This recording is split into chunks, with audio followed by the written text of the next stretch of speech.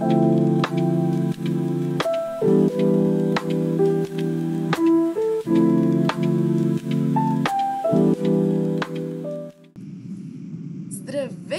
прекрасни приятели! Тук сме с моята драга приятелка да си поговорим за ето тази прекрасна книжка, първата от поредицата порочни истории или порочна любов на Ана Хуанг. Това са останалите на гърба на книжката. Таки много бързо ги смени. Да, поне да ги видят. Нали? Ето ги. Започваме с втората порочни игри, порочна омраза, порочни лъжи. Така че, да. Това, което от моя страна мога да кажа е, че първо нека да обобщим накратко за какво стана въпрос за хората, които не са я чели.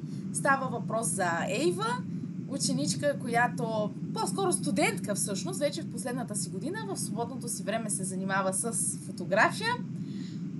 Алекс е изключително, няма как да те избие това, изключително, така съжалявам, извинявам се, покрай опитите ни за снимане имаше така блупари, които може би ще видите в края на видеото. Алекс е изключително успешен милиардер с успешен бизнес. Подчертаваме милиардер, има изключително много пари. Вече завършил университета. Познават се покрай това, че всъщност Алекс е най-добрият приятел на брата на Ейва, Джош, който има книга и за него по-нататък, една от книгите. Нататък е за него. Така че, общо взето е това, като история. Първо да започнем от спайси сцените, които за мен е изключително добри. Няма какво да се лъжем. Хората знаят за какво тръгват да четат цялата поредица и какво очакват от Ана Хуанг. Така че бяха много добре, много детайлно описани. Изключително добре. От моя страна. Душа? И от моя страна също спайси сцените. Много ме кефи как започваме само от спайси сцените. Всичко е точно. Те също са топ, нали? И начина на разказа също е много добър. Даже бих казала, че за сега от всичките тази ми е като герой ми допада най-много. Не, че другите са лоши. В никакъв случай не са лоши. И просто те са ми като доста... на сърце. Да. Нека да вметнем за хората, които не знаят, че Софи е изчела цялата... Всъщност не е цялата. Изчела е 3 книги без последната от поредицата, докато аз съм прочела само първата. И затова... на четене, заради това малко ни се разминават нещата, защото аз първа навлизам в вселената, тя вече е навлязла. Да, и аз затова съм малко по-обарана, пък тя малко повече говори, но... Така че, друго какво можем да кажем, има страхотен, невероятен обрат.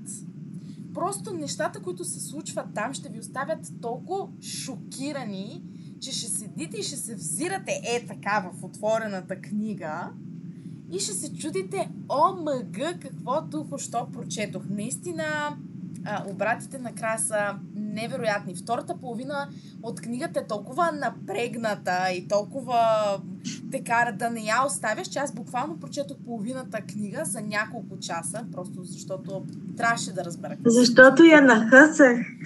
И това е. Ето това е да си имаш книжна приятелка. Постоянно, когато тя е прочела книгата и знае какво се случва, постоянно чуваш: айде, чакам те, да стигнеш до там, да видя как ще реагираш ти на еди коя си ситуация. И като стигна, хора, пищеше като луда, гласово пищене. Да не говорим за сатанински дела. Там беше нещо страшно. Очаквайте, между другото, тъй като Софи вече има подготвено ревю, няма да ни е общо, за да не се припокриват много нещата, но очаквайте от моя страна ревю на сатанински дела, което в интерес на истина тази книжка няма да коментирам, но това е най-бруталното нещо, което съм чела в целия ми книжен път, така да кажем. Така че да. Нямам търпение аз да прочета останалите книги от порочни истории. Така че очаквайте скоро нови включвания, тъй като... пропускаме нещо. Да. Имаме изключително сладурските ето и от двете да се видят хубаво. Изключително сладурски. Въпросното момиче профилът и BG Booklet можете да намерите и в TikTok, където ще я тагнем, разбира се, в описанието на видеото, и в Instagram. Тъй като ще ни видите и из YouTube пространството, ще има линкове към нейните профили. Не се притеснявайте, тя изработва най-различни не само книгоразделители, какви ли не неща, свързани с книгите, не само за Ана Хуанки, за много други, за Нощта на дявола и много други поредици, така че... И са много готини. Наистина, признавам. Така че мисля, че това е от нас за сега. Очаквайте още и ще правим едно общо малко по-дълго ревю с пленяването на Аделайн, да.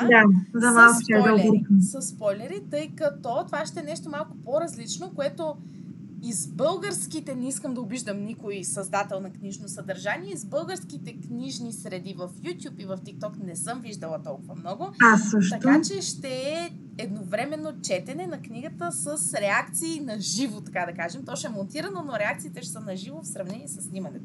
Така че очаквате много интересни и общи неща от нас, както и от всяка по-отделно. Можете да ни следите в TikTok, в YouTube. Очаквайте и нова, само ще загадна интересна страничка в Instagram, която отново ще е свързана с книжно съдържание, така че просто останете с нас. И YouTube профил ще правим. Разбира се, ние трябва да се разпрострем навсякъде, иначе няма да сме ние. Много ви благодаря, че бяхте с нас и гледахте нашите така свободни видеа. Надявам се, да сте се забавлявали. И ще се видим в следващите ни видео. Довиждане!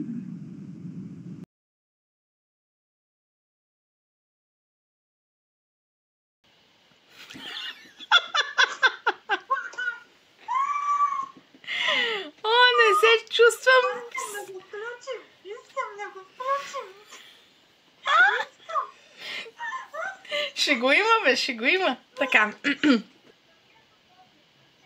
Така като ме гледам, ще забравих мисълта, копи.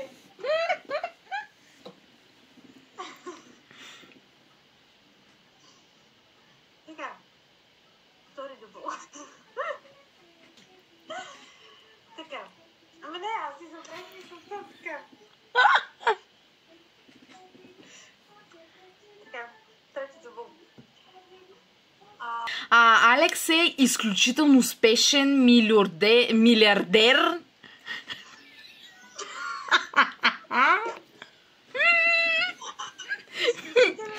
Изключително успешен милиардер.